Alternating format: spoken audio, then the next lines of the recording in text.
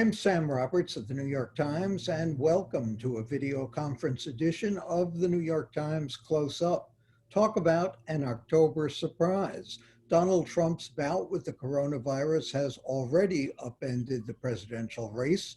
It not only has taken him off the campaign trail for a while, it also puts his downplaying of the pandemic front and center in the campaign. And that's the issue he most wants to avoid. But there's another issue that could also upend the election. Trump has been trashing vote by mail as fraudulent, and his Postmaster General has taken steps to slow down mail delivery. That includes removing mail sorting machines and mail boxes and eliminating overtime. That's where Congresswoman Carolyn Maloney comes in. The New York Democrat is now the powerful chairwoman of the House Oversight and Reform Committee, and she's held postal officials' feet to the fire. Will the postmaster help Trump by delaying delivery of those critical mail-in ballots? He says no. Let's hear what Carolyn Maloney has to say. Congresswoman, how are you voting? Would you trust your ballot in a mailbox? I would, if that's the only way I could vote, but I want to vote in person to make sure my vote is counted. We have 3 opportunities here in New York. You can vote on Election Day, November 3rd, or you can vote early voting, which is what I'm going to do. And that is October 24th to November 1st. And we'll have many places around the city we can vote early. There are no lines. It's very safe. And then you can vote by mail. The main thing is to remember to vote. I believe all of them are good options. I prefer to vote in person. I like to go to the polls. I like to see what's happening. I like to congratulate the poll workers and really support the process in person. And I want to make sure that my vote is counted. The president suggested that to make sure your votes count, you vote twice, once by mail, once in person. In many places, I think in New York as well, that's illegal. So how should we protect ourselves to make sure that our votes count? Well, in New York State, as you know, state law and state control runs the election process. And it is illegal, I would say, throughout the country to vote twice. In the case of New York State, if you vote twice, they disqualify your mail-in ballot. Many people voted by mail, and then they decided they wanted to vote in person for some reason. And that was part of the process in counting the votes when votes were disqualified. They were disqualified if you're not registered, if you're not a citizen, if you voted twice. And you, of course, experienced that in your own election. Yes. And so they are supposed to catch that at the Board of Elections. That's their job. When they open up the ballots, they are supposed to check to see if you voted on Election Day. We do not start counting the votes until after the Election Day. Some states are counting them right now, but the purpose for that was to make sure that people do not vote twice. What are you doing to make sure that the Postal Service delivers figuratively and literally on Election Day? Well, I passed a bill actually called Delivering for America, which would fund the post office at the amount that the board of directors suggested, which was $25 billion. It also stopped the terrible activities by Postmaster DeJoy, who slowed down the mail in all major categories. If he had been a CEO, he would have been fired by now in the private sector. In our hearings, we received internal documents that were authenticated from whistleblowers and professionals at the post office that showed their internal documents showed that within 2 months, he had slowed down delivery and management and productivity in all major categories because of the steps that he took, that of limiting overtime, of removing the post boxes, of not having the trucks pick up the mail but once a day. That slowed down the mail tremendously. Even if there was enough mail to fill 3 trucks, he would only have 1 truck leave that facility. And then the sorting machines were very important. They can sort over 30,000 pieces of mail in 1 hour. and he was dismantling them. So he agreed. We passed my bill in the House. It did not get through the Senate, but in our hearings, he agreed to stop his disruptive activities until after the pandemic or the election, and to restore the services to where they were on January 2020. Was that a deliberate attempt by the administration to interrupt, to disrupt the voting, do you think? What else could it be? It certainly didn't serve any purpose but slow down the mail. And it was nationwide. In our hearings, he admitted, he had to confess that it was a nationwide problem. Earlier, he was calling it a hoax. It's not true. There's nothing happening. But we documented slowdown of the mail across the country, removal of the blue post offices boxes, our mailboxes, not granting overtime. When you have something like New York had, we had some of the largest voting. My district was the largest voting, second largest in the state, a huge amount of absentee ballots. It was like 2-to-1 on election day. I had many, many more absentee ballots, and it will probably be that way in this coming election. So you need people to be able to work overtime to process that mail and get it out. The post office was telling me they were working to 2-3 o'clock in the morning trying to process the mail here in New York in the primary that we had. The president announced that he is killing negotiations over an economic stimulus package because of the pandemic. What is that going to mean for New York? And don't cities and states desperately need help from the federal government as well as individuals? We absolutely do. On our conversation yesterday with Speaker Pelosi, she was telling all of us to be ready to return to vote in 24 hours because we're hopeful that we can. The negotiations are never over until it's absolutely over. We've given them two options. I hope they pick one of them and work together with us to pass it. It is devastating to the city of New York. Our mayor says we are $9 billion in the hole because of the coronavirus and our reaction to it. The governor says it's well over 30 billion.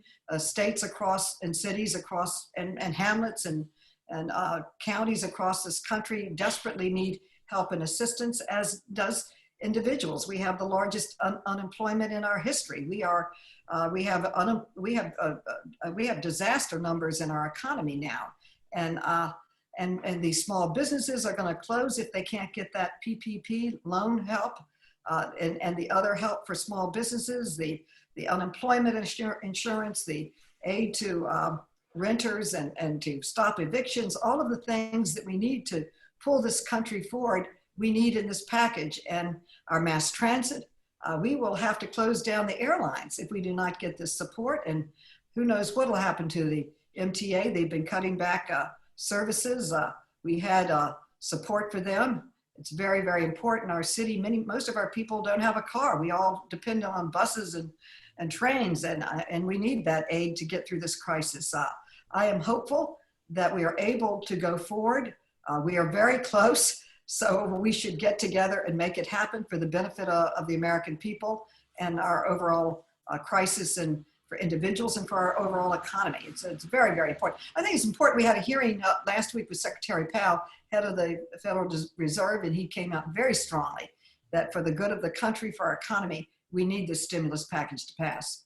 Very quick last question. How are we going to make sure that the census for reapportionment counts people who are not citizens? Well, I have legislation in on that also to really uphold the numbers that Secretary Ross put out because of the pandemic, that we had to put off the enumeration going door to door, and we had to put off the work that the Census Committee has to do, this department has to do, to formulate what the reapportionment numbers are.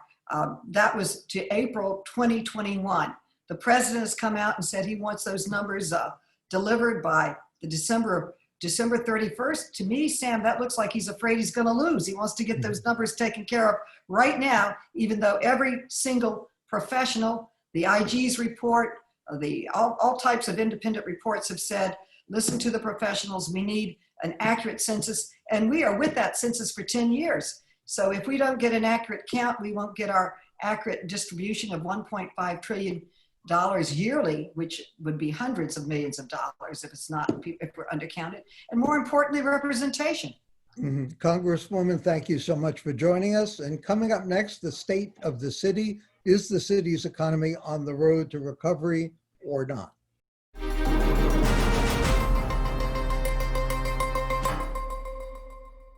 The coronavirus seemed mostly under control in the city. Most schools open, at least for now. Restaurants allowed to have some indoor seating to go along with the outdoor tables. More businesses open. Sounds like New York is moving toward economic recovery, but not so fast. Check out these New York Times headlines. New York City faces a financial abyss. 150 big businesses warn mayor of widespread anxiety over New York City's future. New Yorkers are fleeing to the suburbs. Manhattan vacancy rate climbs and rents drop. Retail chains abandon Manhattan. 1/3 of New York's small businesses may be gone forever. And progressives defeat Brooklyn project that promised 20,000 jobs. Are we on the road to recovery or on the verge of a 1970s style crisis? We're joined by David Goodman, a Metro reporter for the Times, Matthew Haig, also a Metro Times reporter, and Peter Eavis, a Times business reporter. Let me ask all three of you, is there any good news at all that we can report at this stage of the pandemic? We've been living through this now for more than 6 months. Matthew, what do you say? You've been following this in terms of suburban demand and looking at retail chains and small businesses. Is anything going on that points to a positive turn of events? Sam, that's a really good question because there's so much, it seems like, negative headlines as you just read. It seems like we're in a really fragile position as the city continues in the 7th month of this pandemic. I will say one bright note could be the return of indoor dining, though I've been out to some restaurants lately and it seems like customers are reluctant to go inside. So owners and workers are excited about the possibility of staying afloat and getting additional income, which seems like a positive note. But the city is still very clear of what our past has been and what the future could present. And so it's hard to find the silver lining in all this negative news lately. And Peter, what about office space rents, the occupancy rate? Looks like when you go through Midtown, it is still relatively empty. Most companies say they are not going to ask their employees to return even till next July, perhaps more than that. And people don't realize just how much that affects trickle down all the other businesses that are dependent on people going to work. What do you think, Peter? All of that is true.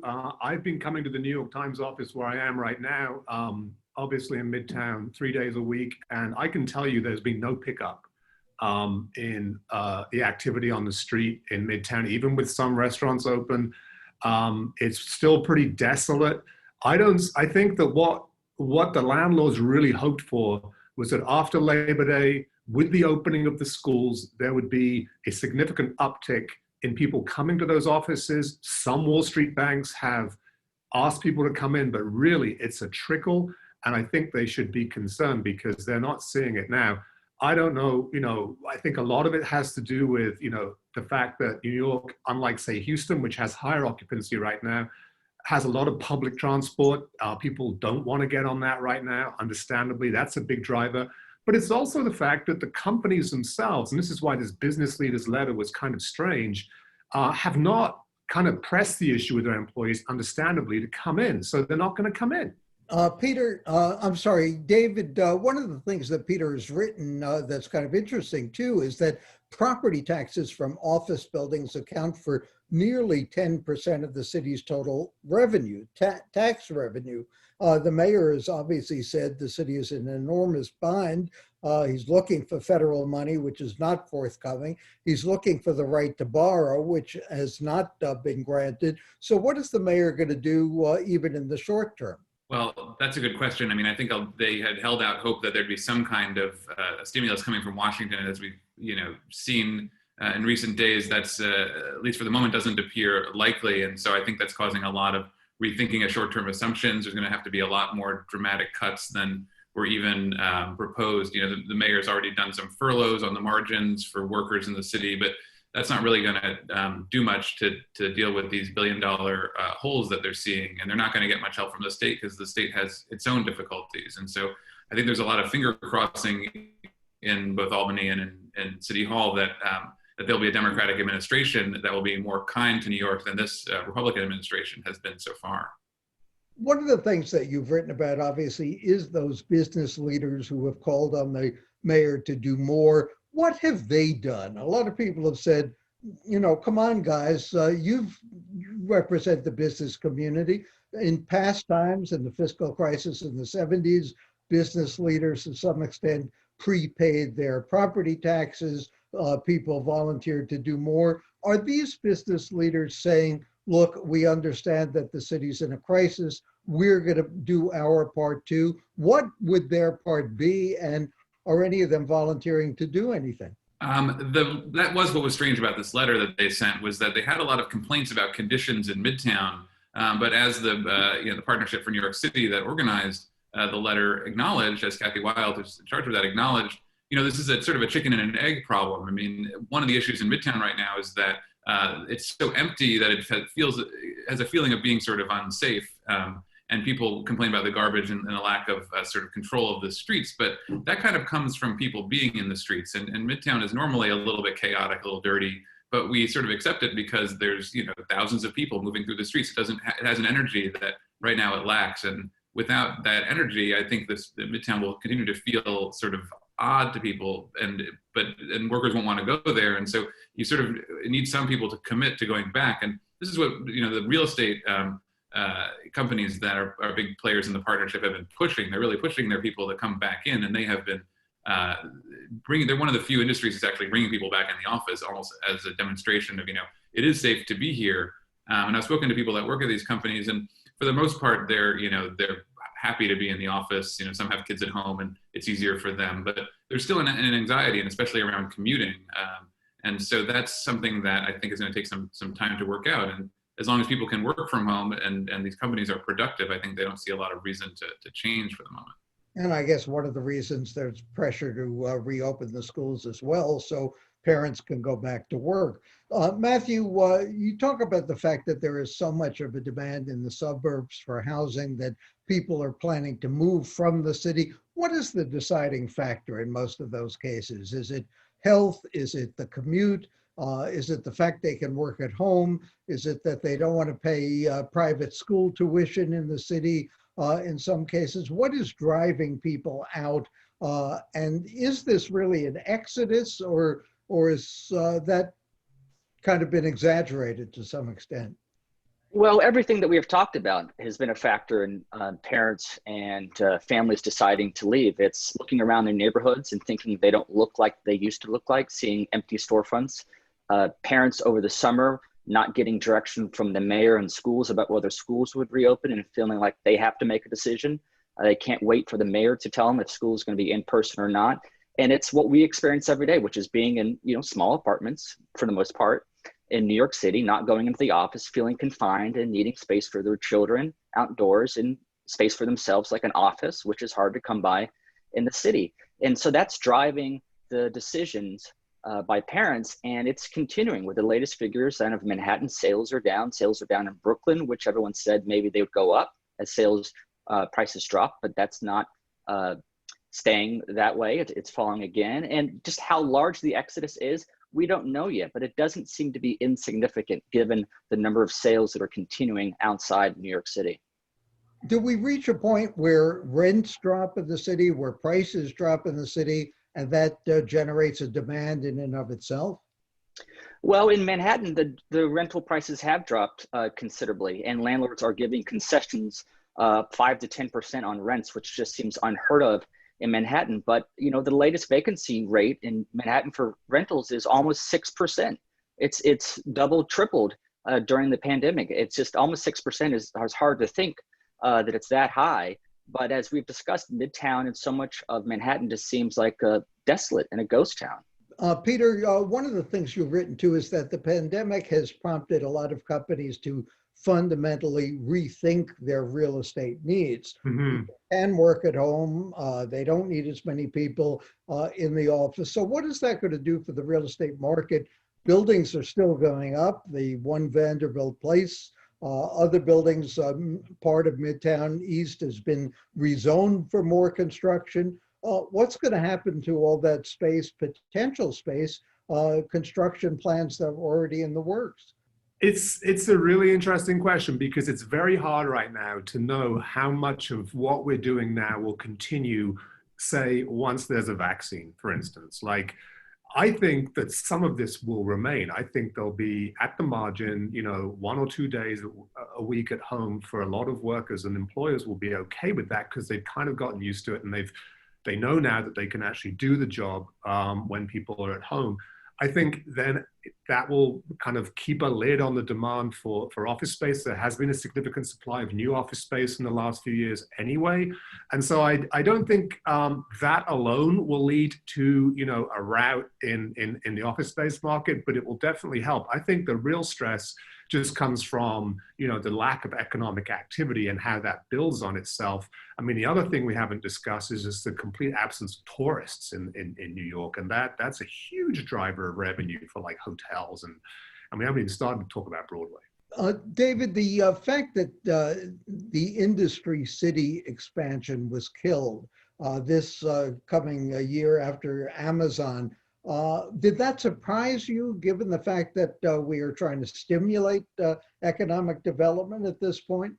Well, from a political standpoint, it wasn't very surprising. I mean, that city council members and the council itself has sort of shifted to the left, and politics in the city have gone that way. I think what was surprising about it was that. I'm sorry, doesn't the left want to create jobs too? Well, there's a lot of demands that they would put on that. I think that the kinds of projects that they would propose would have a lot more elements that benefit community members who are already there. At least that's how they would present it. And so, what was interesting and different about Industry City than Amazon is that this was basically an as-of-right development. That they needed city approval, but this was not a bunch of incentives that were being given to lure a company here. This was a plan that these companies had or that that these developers had to remake this area of the city and bring jobs.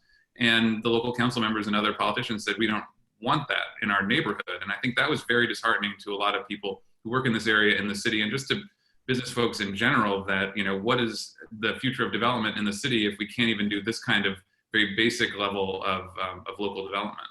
What has the impact been so far on the mayor and his reputation? Have people lost faith in the mayor's ability to handle this pandemic? And from that, what is the impact likely to be on the mayoral race, which is coming up pretty quickly next year?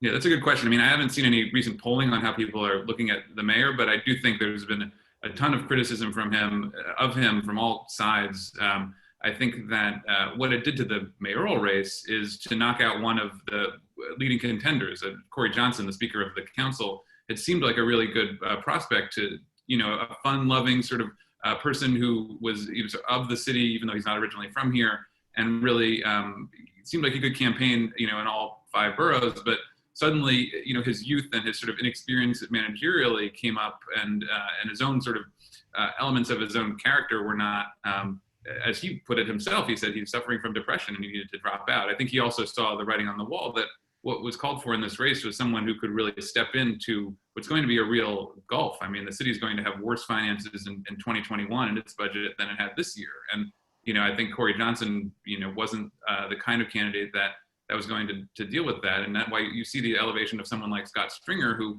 has sort of been written off as kind of boring and not an interesting campaigner, but, as the controller, he has at least the credential to step in and deal with some of these fiscal issues. So I think that's reshaped. That's a good campaign slogan, right? Say again? I'm boring, but I can run the city. It's true. I mean, it didn't really work so well for Abe Beame last time we had a major crisis. You have a small liberal mayor followed by a controller. It didn't work so well, but we'll see how it goes this time, I guess.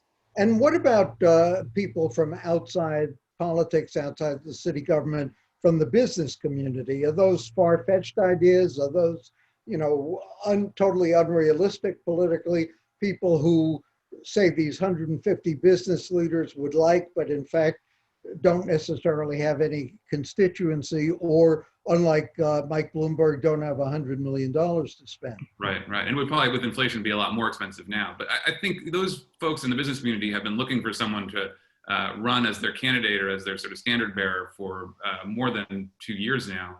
And they haven't really found anybody who would fit that mold. It's a pretty difficult sort of needle to thread, because you need someone who would both appeal to the business community and then also be appealing to the very, left-leaning Democratic base in this city. And who is that person? They haven't identified who that would be. And I think they're going to be disappointed in whatever candidate it is. And they may end up rallying around someone like Scott Stringer, who at least is a known entity, rather than trying, their luck on someone like Sean Donovan, who, is someone that I think they would support, but it's not clear he has a lot of constituency outside of the Upper West Side or Manhattan.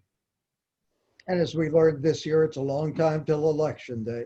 My thanks to David Goodman, Matthew Haig, and Peter Eavis of the New York Times. And for the New York Times and CUNY TV, I'm Sam Roberts.